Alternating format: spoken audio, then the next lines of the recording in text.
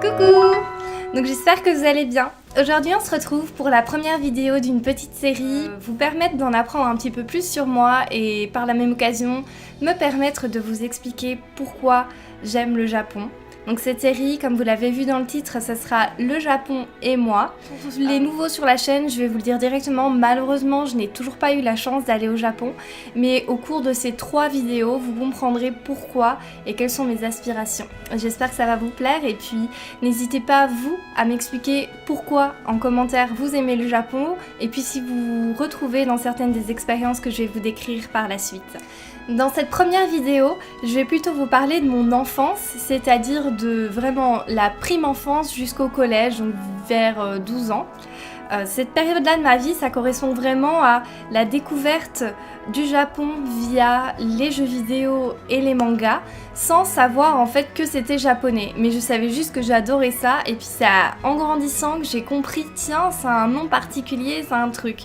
Donc tout d'abord au niveau de l'enfance, par l'enfance j'entends genre avant mes 5 ans, je pense, parce que je sais pas vraiment exactement lequel des deux a été le premier à apparaître dans ma vie, mais je regardais beaucoup mon papa et ma maman jouer aux jeux vidéo parce qu'ils aiment tous les deux les jeux vidéo.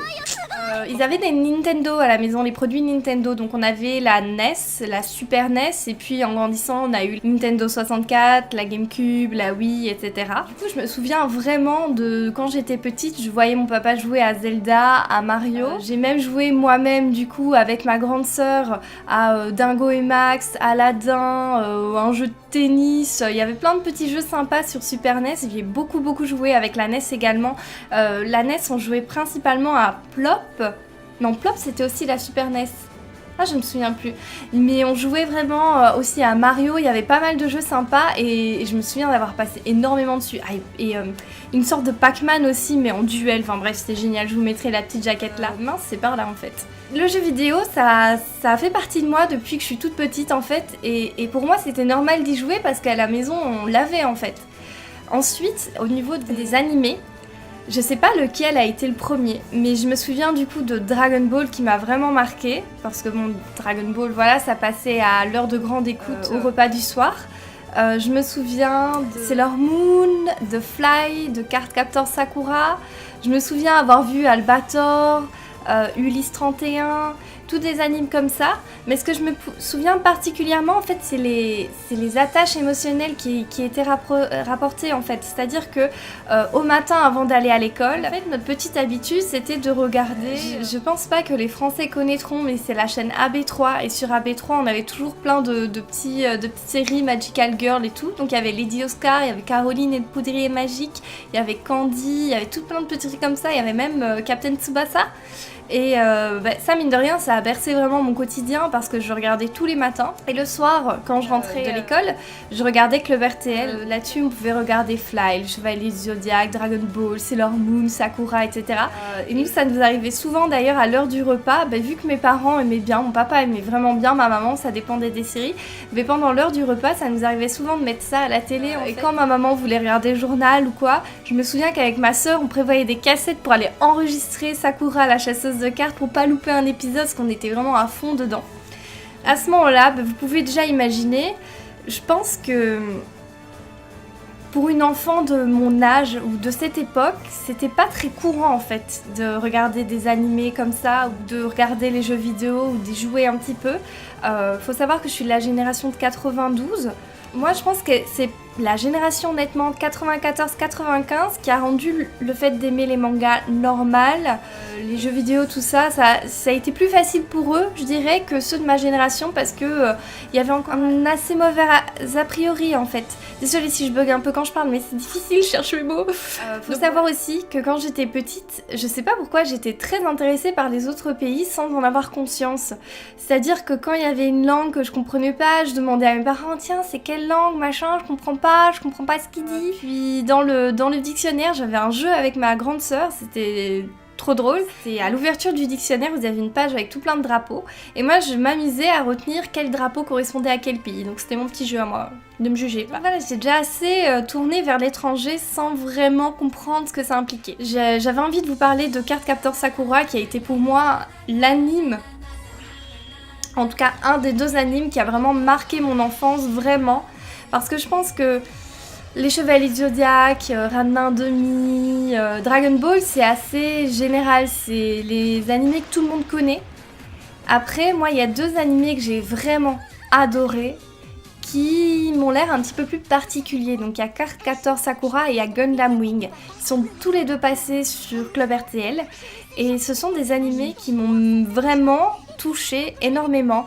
Donc c'est en 4ème primaire, j'avais 10 ans, et en 5ème primaire pour Gundam Wing. À cause de ces animés, déjà, faut vous dire que je dessinais les cartes de Sakura moi-même, j'en ramenais à l'école. Il y avait une copine qui connaissait, donc du coup elle me demandait à chaque fois si je pouvais lui donner, machin. Puis pour Gundam Wing, j'ai carrément commencé à acheter des magazines pour en apprendre plus. Et en fait, c'est en achetant le magazine des mangas magazine que j'ai compris que ce que j'aimais comme série, c'était des mangas et des animés. Parce qu'avant ça, j'en avais vraiment pas eu conscience. En plus de ça, il faut savoir que en 1ère primaire et en 2ème primaire, j'avais beaucoup de difficultés avec la lecture, j'aimais pas vraiment ça. J'ai commencé à lire du coup dans un petit magazine, bon j'aime lire des petites BD. Et ça m'a vraiment motivée à lire en fait, ça m'a vraiment aidé à m'améliorer. Et en voyant que les bandes dessinées ça me plaisait, que j'aimais bien les mangas, tout ça, mes parents ils ont commencé à me dire que j'avais le droit d'acheter, ou qu'ils m'offraient, à mon avis, ils m'offraient un tome une fois de temps en temps de Dragon Ball. Et donc du coup en fait, les mangas ça m'a vraiment permis d'aimer la lecture, parce que avant ça j'aimais pas du tout ça, c'était une tannée pour moi. Donc à partir de la 3ème primaire, je sais que j'ai commencé à avoir des mangas, donc Dragon Ball. Mes notes... directement ça a été plus facile parce que j'avais trouvé un truc qui me plaisait, qui m'entraînait à la lecture. Alors à côté de ça, il y a vraiment énormément de choses qui sont passées, mais donc vous avez eu l'histoire on va dire avec les mangas et les animés. Je vais décaler un petit peu sur les jeux vidéo. Donc on jouait beaucoup à la NES, la Super NES, je sais pas trop à quelle époque elle est sortie la Nintendo 64, mais encore une fois je regardais beaucoup, mon père y jouait, on avait la PlayStation 1 aussi, mais moi j'y jouais pas tellement aux consoles de salon, je préférais vraiment regarder ma famille y jouer. Par contre, j'ai découvert la Game Boy Color, il me semble que c'était en 4ème primaire. Le fils du meilleur ami de mes parents était venu à la maison et il était venu avec Pokémon. Et du coup j'avais commencé à jouer à Pokémon et j'ai trop kiffé en fait. Et je me suis dit bon sang, je veux jouer à ça. Et donc du coup j'ai économisé à mon anniversaire, je me suis acheté l'édition spéciale de la Game Boy Pikachu avec Pokémon Crystal. Et j'ai trop aimé. Et ça m'a vraiment lancé sur les jeux consoles portables parce que c'est vraiment mes jeux préférés au final. Pokémon, Fire Emblem, Golden Sun, Bravely Default. Y a vraiment... Les Mario j'aime pas tellement dessus, les Zelda j'aime pas tellement dessus. Au final c'est vraiment les jeux sur console portable qui sont faits pour que j'ai adoré. Mine de rien ça m'a aussi permis à apprendre à mieux lire et à lire rapidement pour avancer dans le jeu.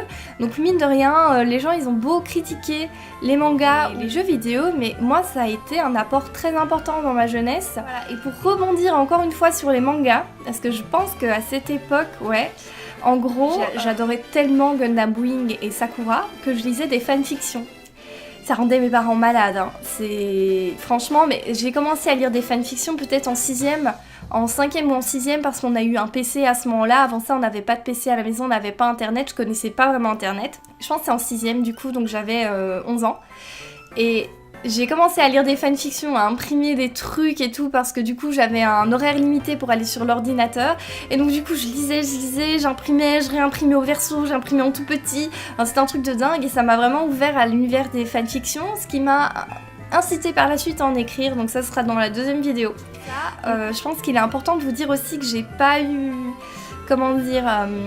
des années faciles en primaire et en secondaire. Les secondaires c'est bien pire qu'en primaire, mais j'avais peut-être un problème de communication à l'époque, mais je me suis acharnée d'aller vers des personnes qui au final n'en valaient pas la peine, on n'avait pas du tout les mêmes centres d'intérêt, donc c'était ridicule. Mais en tout cas je sais que les mangas et les jeux vidéo ont été d'un grand réconfort pour moi parce que à l'école ça se passait pas toujours bien. Du coup ça me faisait du bien de rentrer à la maison et d'avoir ce plein de positivité, d'avoir ce plein de bons sentiments, parce que les mangas pour moi c'est ça que ça signifie, c'est énormément de bons sentiments, de bons messages, et ça a fait beaucoup de bien à la petite fille que j'étais. Je pense que ça a beaucoup influencé ma personnalité, le fait que je sois aussi empathique, ça a fait plein de bonnes choses, et je regrette absolument pas. Si, du coup je m'intéressais déjà un petit peu au Japon, parce que j'avais un vieux livre d'ailleurs que j'ai ici. Un vieux livre que j'ai ramené de la maison, mais ça c'est vraiment un livre qui a bercé toute mon enfance. Donc je pense que j'avais déjà un attrait pour le Japon du coup, parce que je m'étais rendu compte que ce que j'aimais c'était japonais. Pour rester dans le délire des petites anecdotes, je vous présente un cadeau que j'ai reçu de mon papa quand j'étais jeune, donc aussi dans les années primaires. Vu qu'il avait vu que j'aimais bien le Japon, il avait trouvé ça sur un chantier et j'adore cette dame en kimono. C'est vraiment une statue que j'ai avec moi depuis toujours. Elle a vraiment énormément d'importance à mes yeux. Je sais que ça peut paraître ridicule, mais moi je l'adore. Et elle est toute abîmée, mais pour moi c'est vraiment significatif. C'est mon papa qui me l'avait offert et pour moi ça avait énormément d'importance parce que c'était une sorte de preuve qui respectait mon amour pour le Japon, même si c'était compliqué parfois pour mes parents de comprendre ma psychose. Mais voilà, c'est une statue que j'aime beaucoup. Sinon, je voulais aborder avec vous quelques fun facts dans le genre jouer à ta Game Boy Color sans écran illuminé, en shred dans ta chambre, genre tout près de la lampe de chevet, et puis pouf, te cacher sous les couvertures quand les parents ils arrivent. Je l'ai fait. Je pense que c'était en 5ème, du coup j'avais acheté la GameCube, genre c'était mon gros achat. Et ma marraine elle était pas du tout pour les jeux vidéo, donc elle grinçait des dents, mais mes parents lui avaient dit que si c'est ça qui me faisait plaisir, je pouvais prendre ce que je voulais. Donc du coup j'avais acheté la GameCube avec le jeu Mario Kart et Pokémon Colosseum. Et encore, Pokémon Colosseum, c'est encore une fois mon père qui me l'a ramené de Cash Converter. Les gars, vous savez pas à quel point en fait tous ces moments-là, je les ai beaucoup partagés avec mon papa en fait.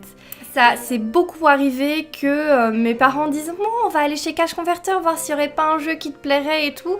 Justement par rapport aux Pokémon, Pokémon jaune, bleu et rouge, je les ai achetés chez Cash Converter et moi je me rendais pas compte, mais c'était beaucoup moins cher pour mes parents de faire ça. Ensuite, j'ai acheté, à chaque fois que les Pokémon sortaient, je les achetais à mon anniversaire ou je me les faisais offrir à mon anniversaire par mon parrain, ma marraine, etc. Donc c'était les petites habitudes. Et du coup, oui, mon papa m'a ramené le Pokémon Colosseum un jour pour GameCube. Et les gars, j'ai passé des nuits et des nuits dessus. Je me souviens que je dormais dans un lit superposé et je m'étais mis du côté de l'échelle, j'avais économisé pour une petite télé jaune que j'ai toujours d'ailleurs, qui fonctionne, et je jouais avec la manette comme ça, pouf, franchement, je passais mon temps à jouer et c'était tellement de bons souvenirs. C'est déjà tout pour cette première vidéo qui retrace une partie de mon enfance. Je suis pas rentrée super fort dans les détails, mais je pense que ça a duré déjà assez longtemps. N'hésitez pas, vous, à me dire en commentaire quelles étaient les séries qui ont bercé votre enfance, les jeux vidéo, et en quoi ça vous a influencé. Je voulais également ajouter, pour ceux qui n'étaient pas au courant, que j'avais une chaîne Twitch, mais j'ai décidé de devenir saisonnière dessus, c'est-à-dire que je suis en fac de japonais. Entre le boulot, je bosse 24 heures par semaine pour gagner des petits sous pour payer mon loyer, etc., etc.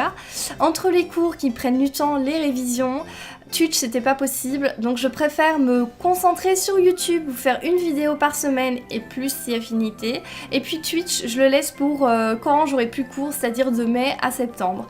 Donc voilà, n'hésitez pas à me suivre du coup sur ma chaîne Twitch. Il y a également les liens de mes réseaux sociaux dans la barre d'infos, n'hésitez pas à me rejoindre et qu'on discute ensemble. J'ai également fait des channels spéciaux sur Discord pour qu'on discute de différents mangas que j'apprécie particulièrement. Comme ça, si vous voulez vous-même, en dehors des vidéos, avoir un contact avec moi et discuter de tel ou tel manga, mais voilà, c'est avec plaisir que je vous accueille sur le Discord, comme ça on en discutera de façon plus directe, ça peut être très sympa. Donc je vous fais plein de bisous et je vous dis à une prochaine fois, bisous bisous, bye.